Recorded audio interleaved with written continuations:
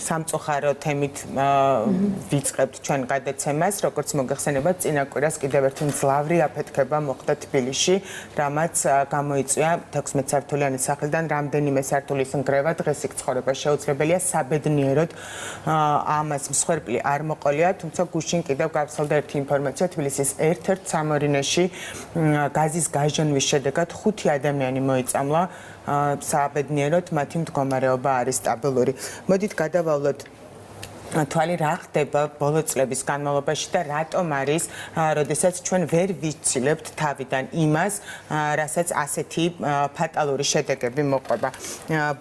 ბუნებრივი აირის გაჟონვა სხვადასხვა დანადგარის არასწორი მონტაჟის შედეგად შეიძლება მოხდეს და რაც ყველაზე მნიშვნელოვანია და ამას არაერთგზის ამბობენ სპეციალისტები, რომ ყველაზე საშიში, რაც გაზის გაჟონვას იწვევს და შესაბამისად შეიძლება შემდეგ აფეთქებას მოხდეს, ეს არის შიდა წვის სისტემა, რომელიც სახლში შედის. ანუ ის, რომელიც ჟანგბადს იღებს ოთახიდან და იქ წვაც დახურულ სივრცეში ხდება.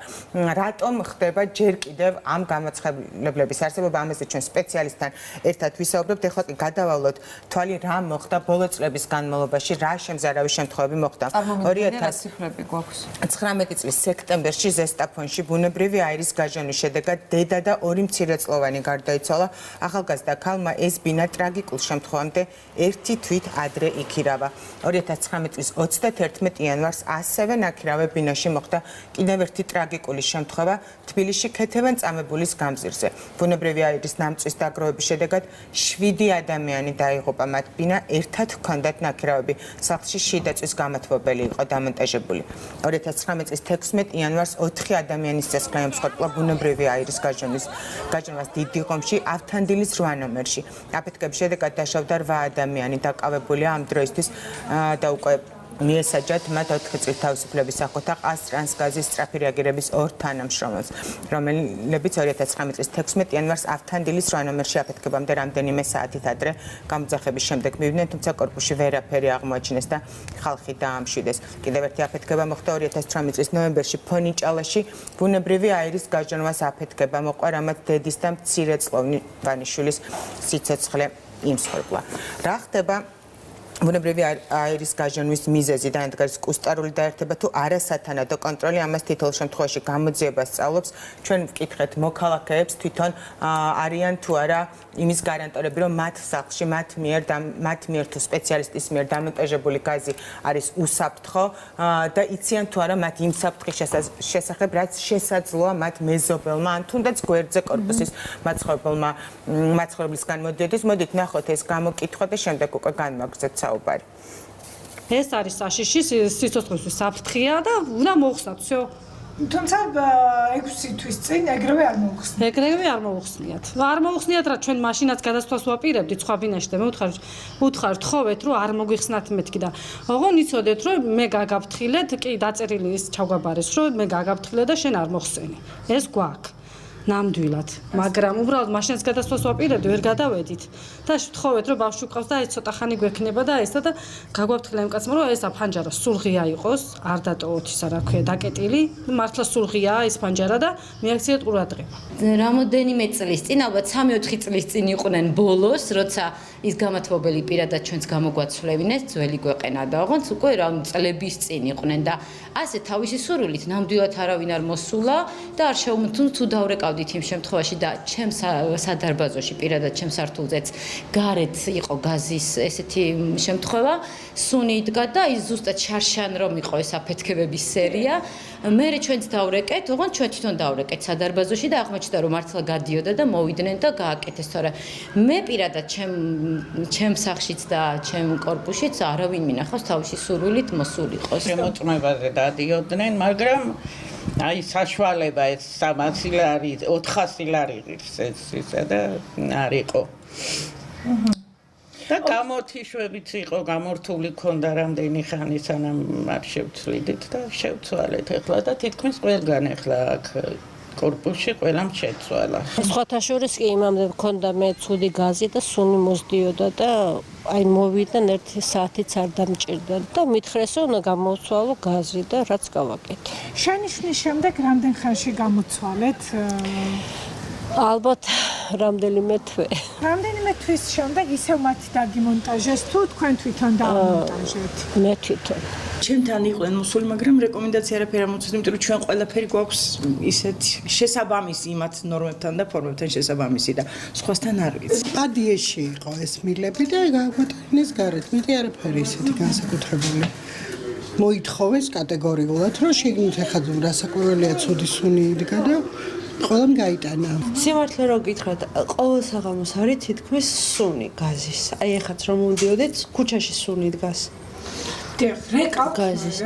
ანუ არ დამირეკია, იმიტომ რომ სახლში ახლა არ მქონია არასდროს მაგის პრობლემა, იმიტომ რომ სულ გადაკეტილი მაქვს, ფანჯარა ღია მაქვს. ხო და ანუ ავით ახლა კორპუსში და იქაც როგორც კი ჩამოვედით, ქვემოთ სუნი იდგას იმაში სადარბაზოში და სუნი დგას ხოლმე სულ. კალუკა იყო უბრალოდ შიგნით დამონტაჟებული და როგორც ჩანს არ იყო სასურველი, გავიტანეთ გარეთ ან შესაბამისი ნორმების დაცვით დავაყენეთ კალუკა. ასევე ნამწვავები რო არ ყოფილიყო და ანუ არის მთქა მოსახლეობა სამოსვა ჩასვლის დროს გარეთ გაიყვანეს მილები და ესე რომ ან მაქსიმალურად მოწესრიგებული არის ამ კორპუსში ყოველ შემთხვევაში. როგორც ჩანს, მოქალაქეების ნაწილი მაინც თვითნებურად ამონტაჟებს ამა თუ იმ დანადგარს და ამის მკაცრი კონტროლი არ არსებობს. შესაძლებელია დაამონტაჟო და 1 წელი ან წლების განმავლობაში ეს არ გახდეს შემოწმების საგანი და მოხდეს ის, რაც უკვე ჩვენ არაერთი ვნახეთ. ჩვენ შემოგვერთა სტუმარი გიორგი ლეფსვერძე, თბილისი ენერგიის ტექნიკური დირექტორის მოადგილე. მასთან ერთად განვაგრძოთ საუბარს, თუმცა მანამდე მოდით ჩავახსენოთ მოსახლეობას რა მძიმე სტატისტიკა გვაქვს ბოლო წლების განმავლობაში. 2019 წელს CO2 ინტოქსიკაცია 321 ადამიანმა მიიღო. CO2 ინტოქსიკაციით 24 ადამიანი გარდაიცვალა. 2018 წელს 65,000 კუსტარულად დამონტაჟებული დანადგარი ჩაიჭრა სწორედ თქვენი კომპანიის მიერ და აქედან როგორც ეხლა აღნიშნეთ 40,000-მა ისევ თვითნებურად შეაერთა კუსტარულად შეერთა გაზის დანადგარი. 2019 წელს კი 22,518 კუსტარულად დამონტაჟებული დანადგარი ჩაიჭრა. ჩვენ ასევე ვთქვათ ის უბნები, სადაც ყველაზე მძიმე მდგომარეობა არის, მაგალითად სამგორში, ისანსა და ვაზის უბანში ყველაზე მეტი კუსტარული დანადგარი არის აღმოჩენილი, ყველაზე ნაკლები კი წყნეთში. მოდით, ჩემთვის ნამდვილად ძალიან ისეთი შემაშფოთებელი იყო ინფორმაცია, როდესაც გავიგე, რომ გასულ წელს 65,000 აბონენტს ჰქონდა კუსტარულად დამონტაჟებული გაზის ესა თუ ის მოწყობილობა. ანუ რეალურად ჩვენ შეგვიძლია ვთქვათ, რომ 65,000 ყუმბარადევს თბილისში, რომელიც ყოველ წუთას შეიძლება აფეთქდეს. მოგესალმებით, მოგესალმებით თქვენ მაყურებელს. პირველ რიგში მე მინდა ხაზი გაუსვა ერთ გარემოებას, რაც უნდა გავარჩიოთ ერთმანეთისგან. ბუნებრივი გაზის მოხმარების დროს უბედური შემთხვევა შეიძლება დადგეს ორ შემთხვევაში. ერთი, როდესაც ბუნებრივი გაზი გაჟონავს დახურულ სივრცეში და დახურულ სივრცეში 5-დან 15%-მდე თუ დადგება ბუნებრივი გაზი და დანარჩენი იქნება ჟანგბადი, იწვევს ყველაზე ძლიერ აფეთქებას ნებისმიერი დენისანთების დროს, მაცივრის ჩართვის დროს და ასე შემდეგ. იწვევს 5-დან 15%-მდე, ეს ძალიან მცირე რაოდენობაა. ეს არის აფეთქება, როდესაც უყურადღებობით რჩება აბონენტს, მოქალაქეს გაზი და იქ ხდება გაჟონვა. ჩაკეტილი არის აუცილებლად უნდა გაზი ფეთქდება დაკეტილ სივრცეში, ანუ დახურულ სივრცეში. ეს ერთი უბედური შემთხვევის გამომწვევი მიზეზი და მეორე უბედური შემთხვევის გამომწვევი მიზეზი, ეს არის სწორედ ის, რაც თქვენ ახსენეთ. ეს არის თვითნებურად არასწორად ექსპლუატაციის ნორმების დაუცველად დამონტაჟებული ხასუსვალ ღია წვის კამერიანი დანადგარები, რომელიც აღმოჩნდა 65,000 და ჩვენ ვიცით რამდენმა გაუმჯობესა ვთქვათ ეს დანადგარები ისევ ხომ 65,000 დანადგარიდან მე მინდა გითხრათ მარტივი სტატისტიკა, რაც ჩვენი ყოველდღიური მუშაობის შედეგად გამოიკვეთა. 100 ჩაჭრილი დანადგარიდან თბილისის ნებისმიერ უბანში ადვილი გასაგები რო იყოს ჩვენი მოქალაქეებისთვის 100 ჩაჭრილი დანადგარიდან თბილისის ნებისმიერ უბანში 50 ისევ ახდენს 50% 50 აბონენტი ისევ ახდენს თვითნებურად აღნიშნული დანადგარის მიერთებას და ხელმეორედ გადამოწმების შედეგად გეუბნებით ზუსტად ამ სტატისტიკას და შემდეგ ჩვენ უკვე გასუთიშავთ სრულად, ანუ გაზ ვუწყვიტავთ აღნიშნულ აბონენტებს იქამდე სანამ არ გამოასწორებს მის ბინაში არსებულ სიტუაციას. შეიძლება დაემუქროთ და რა თქმა უნდა უყურებელი რა თქმა უნდა, ჩვენი კომპანიის მხრიდან ყოველდღიურად ჩვენ Facebook გვერდზე მედია საშუალებებით მიდის აქტიური აგიტაცია აღნიშნული შესახებ. ჩვენი წარმომადგენლები, ჩვენ როგორც მოგეხსენებათ, წელიწადში ერთხელ დღეს მოქმედი კანონმდებლობით ვალდებულები ვართ თითოეული გაზის მომხმარებელი შევამოწმოთ, შევიდეთ მათ ბინაში, ჩაუტაროთ ინსტრუქტორში, რაც გაზის სისტემა არსებობს საქართველოში ეს კომუნისტების დროსაც ანუ მერეც კომუნისტების ჩემს სახლში გაზის წარმომადგენლები არ ყოფილან დანადგარი შესამოწმებლად არც ერთხელ წლების განმავლობაში. ძალიან ბევრ აბონენტს უთქვია, ძალიან ბევრ მოქალაქეს შეთვის ეს, ჩვენ შეგვიძლია გადაცემის შემდეგ თქვენ მითხარით თქვენი მისამართი და ეს ხომ უნდა შემოწმეს, რა ჩემი პირადად ეს კი არ გეუბნებით, რომ ჩემთან წამოდით სახლში და შემოწმეთ, ანუ ეს კანონი ძალაში არის 8-9-10 წლის განმავლობაში ერთხელ მაინც ხო შეიძლება და მოუხვედრილიყავი იმ წეში რომ მოსულიყვნენ წარმომადგენლები და შემოწმებინათ. რეალურად არ მუშაობს. თქვენ როგორ გონიათ, კარგად მუშაობს ეს სისტემა? ანუ თქვენ სრულად ფლობთ ინფორმაციას რა ხდება დღეს თბილისში? ჩვენი ჩვენ აბონენტებს მე მაგიტომ გეუბნებით, რომ მე დარწმუნებული ვარ ხას უსვამს, რომ თქვენთან ბინებიც გვექნება შემოწმებული. ეს ერთი და მეორე, ჩვენ აბონენტებს სრულად ვამოწმებთ, რა თქმა უნდა, მოქმედ აბონენტებს, ვინც გას მოიხმარს, იმიტომ რომ თბილისში არის მრავლად ბინები. მოიხმარეთ გასაკმაოდ ბევრს. მე არ ვიცი თქვენი მისამართი და გამიჭირდება, მაგრამ მესმის, ანუ ფაქტი არის, რომ თქვენ წარმომადგენლები კონკრეტულ მისამართებზე საერთოდ ისე გადისწლები, რომ არ ხდებიან. აი ამ შემთხვევაში თქო პასუხისგებლობა ვისეკისრება. კიდევ ერთხელ ხაზს გაუსვა, რომელი აბონენტიც გას მოიხმარს, ჩვენ ვალდებულები ვართ იმ ბინაში შევიდეთ და შევამოწმოთ. მაგრამ თუ ვერ ამოწმეთ, თუ ვერ ვამოწმებთ, სწორედ მაგიტომ თუ ხელი გვეშლება, თუ ვერ შევდივართ, განზრახ იქნება ეს თუ განუზრახველად, შესაბამისად, სწორედ მაგიტომ შემოდის ახლა ახალი რეგულაცია, ჩვენ ვალდებულები ვიქნებით, პირდაპირ კანონში გაიწერება, რომ აღნიშნულ ბინაში შევიდეთ პოლიციის ძალით. ანუ ეხლა ვალდებულები არის, რომ ეს ვერ სრულდებოდა. ეხლა არ ვართ ვალდებულები და ნუ რა თქმა უნდა არის ძალიან ბევრი ხელშემშლელი ფაქტორი, მით უმეტეს იმ აბონენტებთან, რომლებთანაც უკვე ერთხელ ჩაჭრილი იყო გაზის დანადგარი და რა თქმა უნდა უკვე იციან, რომ მეორედ უნდა შევიდეთ, იმიტომ რომ აღნიშნული დანადგარი კიდევ ერთხელ ჩავჭრათ, რომ ეს თვითრეგულად მიიღებენ. ის შემთხვევა, როდესაც გასულ კვირას გურამიშვილზე მოხდა გაზის აფეთქება. გურამიშვილის გამზიზე ჩვენ უკვე გადავეცით გამოძიებას აღნიშნული აქტი 2018 წლის 28 ნოემბერს ვართ დამყოფების შედგენილი არის აქტი, ხელი აქ მოწერილი იქ ვინც დახვდა. მაშინ და 9-ე გავიდა. ხო, მაგიტომ აღვნიშნე რომ წელიწადში ერთხელ ვართ ვალდებულები. გურამიშვილის გამზიზე შესულა ისევ გვიწევდა ნოემბრის ბოლოს, ნოემბრის თვეში, 28 ნოემბერს აღვნიშნე მე ვიყავით მაგ აბონენტთან.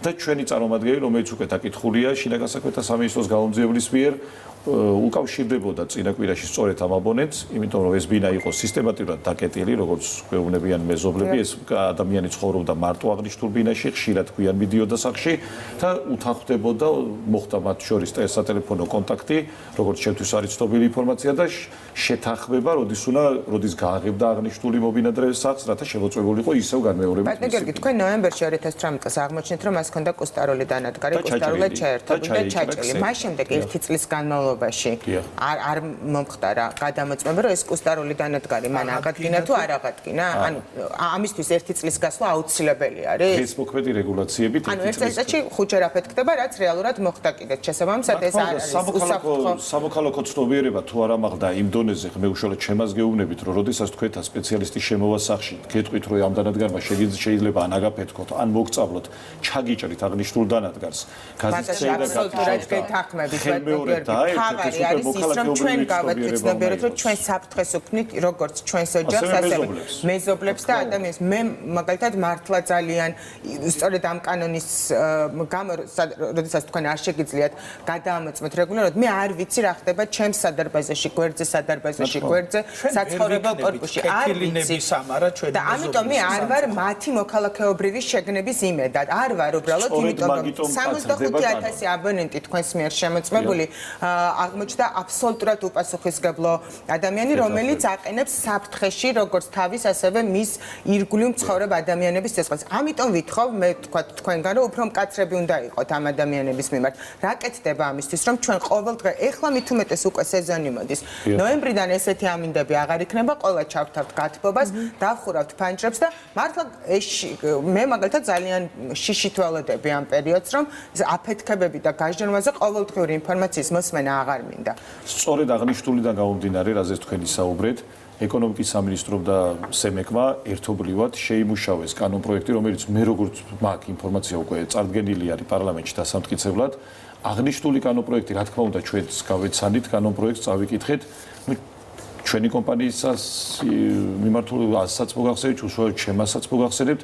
აღნიშნული კანონპროექტი სწორედ ამკაცრებს, ძალიან ამკაცრებს ზოგიერთ მუხში და საჭიროც არის იმ მიდგომებს ზუსტად რა მიდგომები ახსენეთ თქვენ და ზუსტად ეს მინდა გკითხოთ თქვენ ბევრჯერ ახსენეთ ჩაჭრა ამ დანადგარების, რაც როგორც ხვდები ერთადერთი ბერკეტია თქვენი მხრიდან თუ არსებობს რაღაც ჯარიმაც, თუნდაც განმეორებით შემთხვევაში თუ კი დააერთო უკვე ჩაჭრილი დანადგარი, ამ დროს აჯარიმებთ?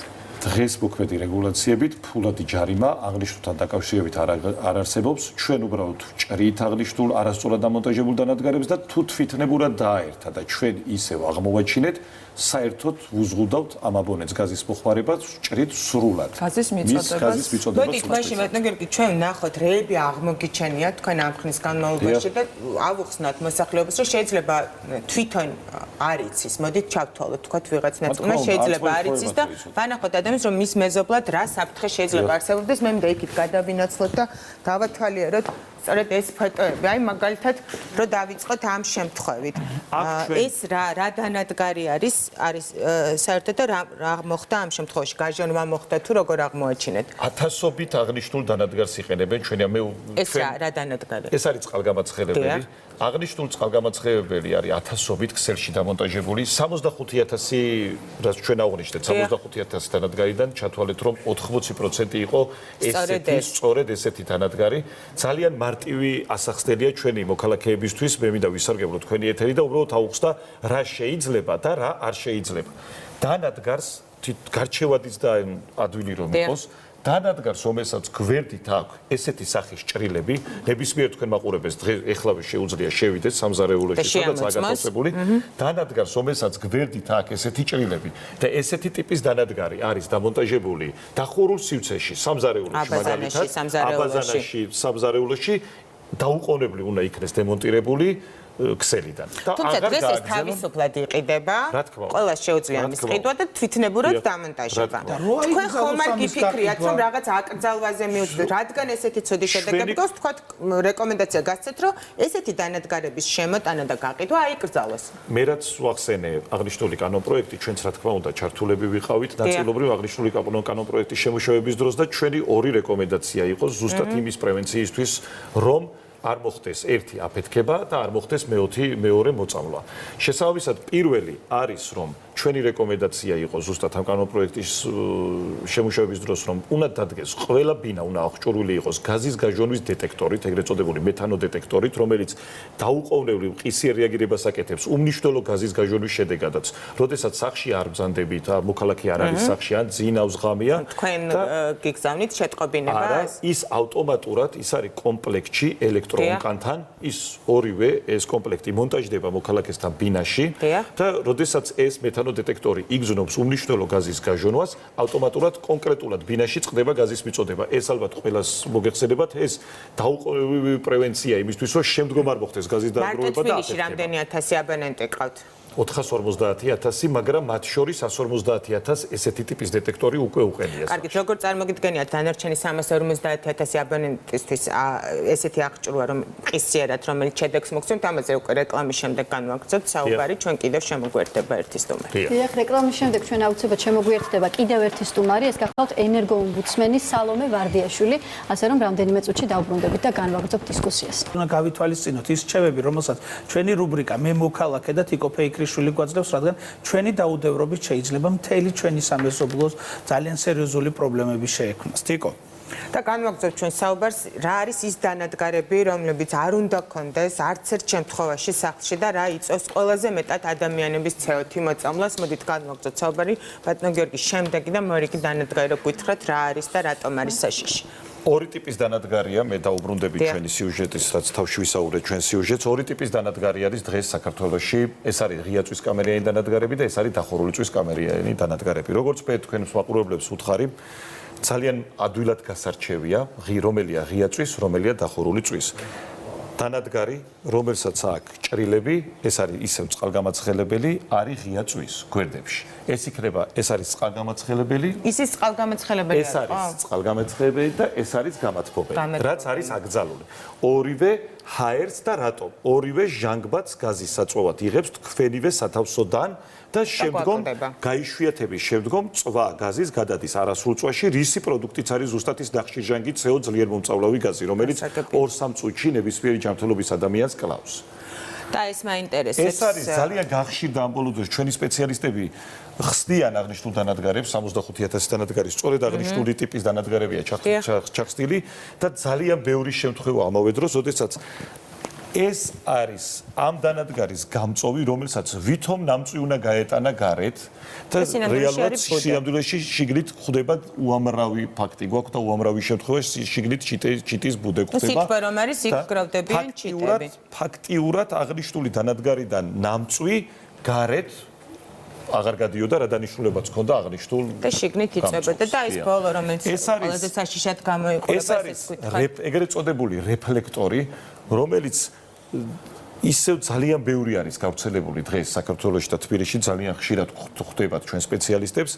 ეს არის მომწავლავი პირდაპირ, იმიტომ რომ ის ცეცხლი იწვის სათავსოში, სადაც ანთია და ამავე დროს იწვის ასბესტის ზედაპირზე, რომელიც როგორც მოიხსენება თქვენ მაყურებლებს, ასბესტი ისედაც კარცეროგენულია და მით უმეტეს, როდესაც იწვება, გამოიყოფა ძალიან ბევრი მომწავლავი აირი. ანუ აქ პირდაპირ ვსუნთქავთ იმას, რაც სერიოზულად აზიანებს ჩვენს წამლავთ ჩვენი ოჯახის წევრებს, ვიწამლავთ თავს და ასე შემდეგ. კარგით, გადავინაცვლოთ იქ ძალიან საინტერესო იყო ამის აფიშირება, რაც ჩვენ ახლა დღეს ვნახეთ. დიდი მადლობა და ჩვენ უკვე შემოგვიერთდა ჩვენი სტუმარი, ქალბატონი სალომე ვარდიაშვილი, რომელიც გახლავთ ენერგოომბუდსმენი. მოგესალმებით ქალბატონო. სალომე და ეხლა საუბრობდით ზუსტად ამ გამათბობლებზე და რამდენად ეფექტურია იმ კომპანიების მუშაობა, ვინც ლიცენზიას გასცემს ამ დანადგარებზე, იმიტომ რომ საკმაოდ დიდი არის იმპორტის რაოდენობა ჩვენს ქვეყანაში, სხვადასხვა ქვეყნებიდან შემოსული სხვადასხვა ტიპის დანადგარები.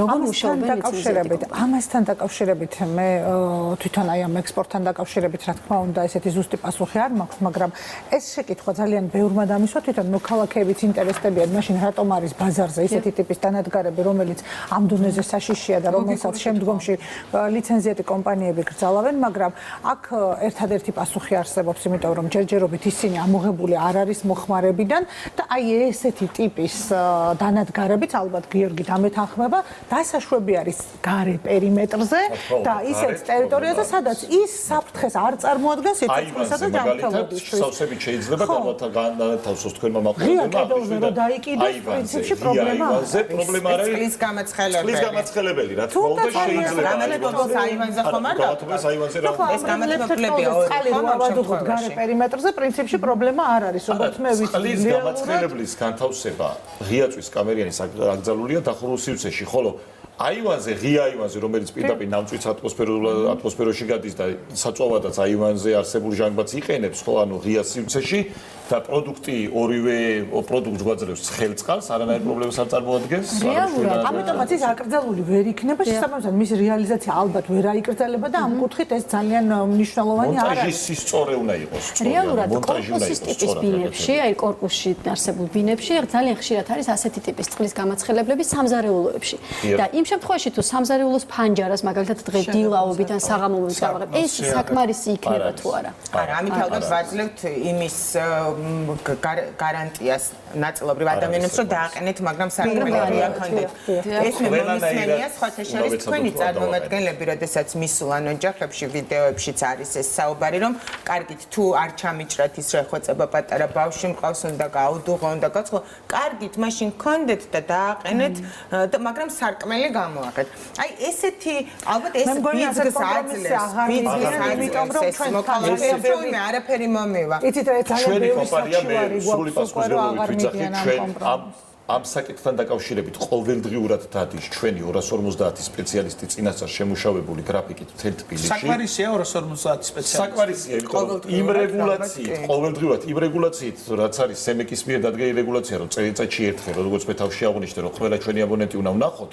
შესაბამისად, ჩვენი გათვლებით საკმარისია, იმიტომ რომ იმათ აქვს სანახავი ყოველდღიური გრაფიკი აქვს, ყოველდღიური გეგმა, მაგრამ ყველა გაფრთხილებულები არიან კატეგორიულად და რა თქმა უნდა მონიტორინგიც მიმდინარეობს მაგათ სამუშაოზე, რომ რაც აღნიშნა ქალბატონმა, ესეთ კომპრომისზე არ წავიდეთ. ვართ სალომესთან მაქვს ეს კითხვა. ამ ყველაფრის მიუხედავად თქვენ რა შენიშვნები გაქვთ ამ კომპანიების მიმართ და თქვენ თვლით თუ არა რომ რაღაცა მაინც უკეთესობისკენ იცვლება ან საკანონმდებლო მიმართულებით, ან მუშაობით ამ კომპანიის, ან მოქალაქეების თვითშეგნებით, რა დაკვირვება გაქვთ? დიახ, ჩვენ ზოგადად ანალიზის შედეგად მივედით იმ დასკვნამდე, რომ ორი მიმართულებით გვაქვს სერიოზული პრობლემები.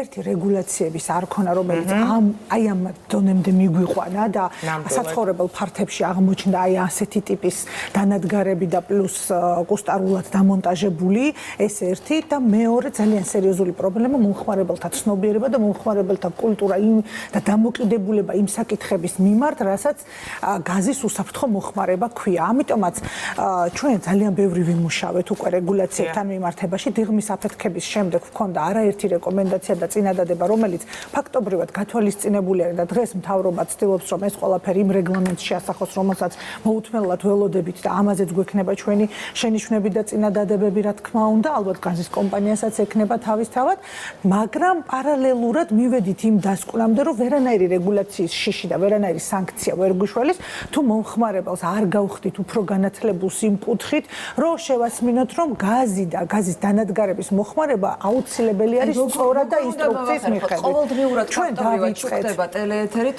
ფაქტობრივად ზამთარი არ გადის, რომ არა ხშირ შემთხვევაში ათეულობით შემთხვევა არ გაქვს. ეს იმდენად არ აქვს და ჩვენს მომხმარებელს კულტურაში ეს იმდენად ამოღებული იყო რატომღაც მისი ცნობიერებიდან, რომ სამწუხაროდ არ აღმოჩნდა არც ერთი სწორი. ახლა ჩვენ მაგალითად მე როგორც ჩემი სამსახურის მხრიდან გრძნობ ამ პასუხისმგებლობას, დავიწყეთ ესეთი აქტიური კამპანია, რომელსაც გუშინ დავაანონსეთ, ქვია გაუფრთხილდი სიცოცხლეს.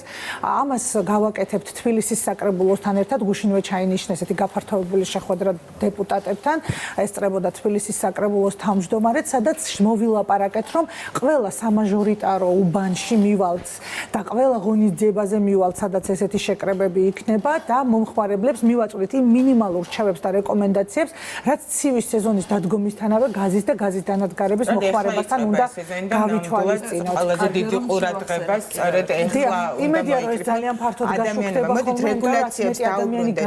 არის თუ არა აუცილებელი იმ მოქალაქეებისთვის, რომლებმაც ჯერ კიდევ არ იციან გაზის უსაფრთხო მოქმედება, მაღალი ჯარიმის დაწესება. კი, იცით რა არის ჯარიმების თემაზე ჩვენ მაშინვე ვიფიქრეთ, როდესაც ეს სანქციების თემა შემოდიოდა და ნუ აი ჩემი აზრი რომ იკითხეს როგორც მომხმარებელთა უფლებების დამცველის, საბოლოოდ ანალიზის შედეგად მივედი იმ დასკვნამდე, რომ ეს პასუხისმგებლობა მომხმარებელს უნდა დაეკისროს. როდიდან შეიძლება რომ ეს პასუხისმგებლობა დავაკისროთ? როგორც კი რეგულაცია ძალაში შევა, სხვადასხვა ვერ იმოქმედებს კომპანია. იცით ეს არის უკვე პარლამენტზე, რა თქმა უნდა. 2030-ში, აი როდესაც 2030-მდე ეს არის ალბათ ნოემბერში. ამ ზამთრისთვის ვეღარ მოესწრება, ანუ ამ შეიძლება მოესწროს კიდევაც, შეიძლება მოესწროს კიდევაც ნამდვილად. ჯარიმა პირველ რიგში ფიზიკურ პირზე იწყება 50 ლარიდან, მერე განმეორების შემთხვევაში ორმაგდება, ხოლო საჯარო დაწესებულებისთვის იცით რამდენი უნდა იყოს ჯარიმა, რომ 50-ს რო გადავიხდი, მერე ვიფიქრებ, რომ ისე 50 მირჩევნია გადავიხადე, ვიდრე ახალი დავაკეთო. როცა იმდენივე იქნება, რაც ახლის დაყენება ღირს, მერე იძულებული გახდება, რომ ახალი თან რეალურად ჩადება თუ არა და ჯარიმის ალბათ ამაზე კეთილდღეობები მერე დაფიქრდება, მაგრამ თქვენ წარმოიდგინეთ ახლა აი 10 ლარიანი ჯარიმაც ხო ძალიან გულზე იმადგედება, ძალიან ძილად გაიცდია რა. ასე რომ არ მგონია რომ ეს 50 ლარიანი ჯარიმა დღეისათვის არანაირი სანქცია არ არსებობს. არანაირი იძულების ღონისძიება არ არსებობს. გაზის გათიშვა, სხვა არა. მე მესმის ახლა არ გამოვიდეს ისე რომ მე მესმის სოციალური მდგომარეობა ჩვენი მოსახლეობის და მე ყველაზე მეტად თქვენ მხარეს ვიყავს ტელემაყურებლები უბრალოდ ერთი წუთი დავასრულებ. უბრალოდ ყველა შეიძლება დავასრულო. უბრალოდ ძალიან მნიშვნელოვანია რომ ვიზრუნოთ ჩვენ ჯანმრთელობაზე, თქვენი ოჯახის წევრების ჯანმრთელობაზე და იმ მეზობლებზე, რომლებიც თქვენს გარშემო ცხოვრობენ. ნახავთ, ყოველ კვირა იწყება საინფორმაციო გამოშვებები იმით, რომ ამდენი გარდაიცვალა, ამდენი გაიგუდა, ამდენი დაშავდა და მოდი ჩვენ თვითონ შევეცადოთ. რომ ამიტომ ეს რუბრიკაც მე მოქალაქე რომ რაღაცა ესე დეტალები გამოვასწრებ. ნიკოლას, გეთანხმები რომ მოსახლეობისკენ ვართ, მაგრამ მე ნამდვილად ვერ ვიქნები იმ ადამიანებისკენ, რომელთა გაქრაებული ბინების 70%-ი არის სწორედ ასეთი დანადგარებით აღჭურვილი. ანუ მე ვიცი ჩემთვის როგორი დანადგარი უნდა დავაყენო. მე და ჩემმა შვილმა რომ უსაფრთხოდ ვიცხოვროთ, მაგრამ მე თუ ბინას ვაქირავებ, იქ ვიყიდი კუსტარულს და ვიხსნი პასუხისგებლობას რაღაც 20 ლარიანს, იმიტომ რომ კი უნდა მივიღო შემოსავალი მე ამ ბინიდან, მაგრამ რატომაც არა.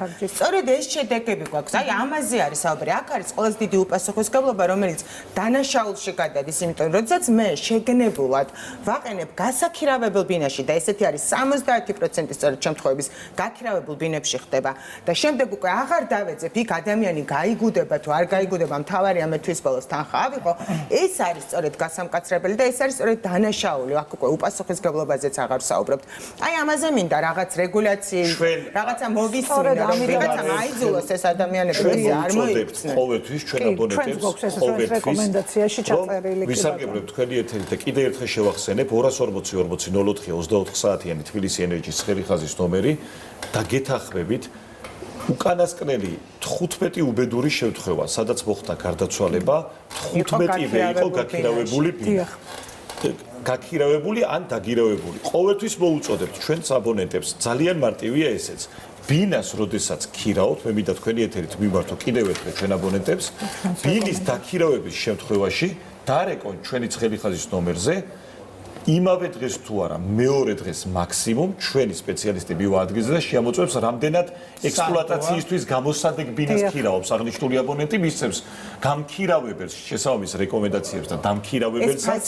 არა, ეს მომსახურება არის უფასო, როგორც ის ყოველწლიური შემოწმება. დღესდღეობით შემოწმება მომსახურება არის თეორმა უნდა გააკეთოს. აი მე მინდა დროშურაც დაგიტოვოთ, მოდიში, სადაც პირველივე რეკომენდაციაც სწორედ ეს გვიწერია ჩვენს ამ ბროშურებს თელ თბილისში გავავრცელებთ, პირველ რიგში თბილისი და მერე დიდ ქალაქებში გადავა, სადაც პირველივე რეკომენდაცია არის ეს, რომ ახალი ბინის შეძენისას ან დაქირავებისას მიმართონ კომპანიას და შემოწმებინონ ამ ტიპით. ანუ აქ ის მინიმალური რჩევები და რეკომენდაციები, რასაც შეხვედრაზეც ვიტყვით და რაც გვინდა რომ მომხმარებელმა დაიმახსოვროს. ჩვენ რადგან ბევრი ვისაუბრეთ გარეწვაზე, მოგწერა მაყურებელმა, როგორც პრეციზერები გვატყობინებენ, რომ რა ხდება ცენტრალური გათბობის შემთხვევაში, როდესაც ქვაბი არის შიგნით დაყენებულიო, ამაზეც დარდობს დარდება, ესეც უნდა გახდეს შემოწმების საფუძველი. მაგას ვამოწმებთ, თუ უნდა თქვენს მაყურებელს მიმართავ დარეკოს დღესვე 240-40-04 და შეგვამოწმებინოს ამ ზამთრის სეზონის დაწყების წინ ჩვენ ყველა მაყურებელს მოუწოდებთ. დახურული წვის დამონტაჟებული საშიშია როგორც ეს. არა, დახურული წვის კამერიანი დანადგარის დამონტაჟებას თავისი სტანდარტი აქვს, მე მაგითო მოუწოდებ თქვენს აბონენტს და ჩვენ თქვენს მაყურებელს დაგвирეკოს, თავისი სტანდარტი აქვს, რა თქმა უნდა, განთავსების, შეიძლება განთავსება, მაგრამ აქვს თავისი სტანდარტი, სწორედ მაგას შეუმოწმებენ ჩვენი სპეციალისტები თუ დარეკავს და გამოიძახებს ხელხაზე და თუ სწორად არის დამონტაჟებული და საწვავა ჯანგბადს განსხვავებით ამ დანადგარებისგან იღებს გარედან და ნამცვაც გატყორცნის გარეთ, არანაირ პრობლემას არ წარმოადგენს, უბრალოდ ყველა ისეთი აბონენტი, რომელმაც ყურად იყო ჩვენი გაფრთხილება, რომელმაც თავიდანვე დააყენა დახურული წვის კამერიანი დანადგარი, ყურადღებით უნდა იყოს გაზის სუნთან. მეორე პრობლემა რაც არის, თუ სახლში შეიგრძნობს გაზის სუნს, მე კიდევ ერთხელ შევახსენებ თქვენ აბონენტებს, ჩვენი 24 საათიანი გაზის სავარიო სწრაფი რეაგირების სამსახურის ნომერი 114-ზე დარეკოს და დაუყოვნებლივ მივა ჩვენი სავარიო სამსახური და აღმოფხვრიის გაჟო. ძალიან დიდი მადლობა მობრძანებისთვის. მე იმედი მაქვს, რომ ეს სამთარი უფრო უსაფრთხო იქნება ჩვენი აბონენტებისთვის და ნამდვილად უფრო მეტად გაუფრთხილდებიან თავიანთ და თავის გარშემო მყოფების სიცოცხლეს.